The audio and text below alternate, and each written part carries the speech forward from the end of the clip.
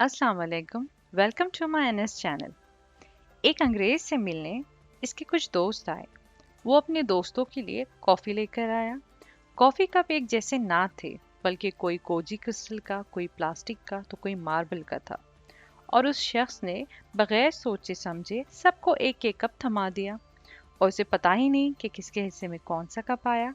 कुछ देर बाद उसने गौर किया कि सब लोग कॉफ़ी को इंजॉय करने की बजाय एक दूसरे के कप को हसरत से देख रहे हैं, जबकि असल चीज़ जिसको इंजॉय करना था वो कॉफ़ी थी, और वो सबके कप के अंदर एक जैसी थी।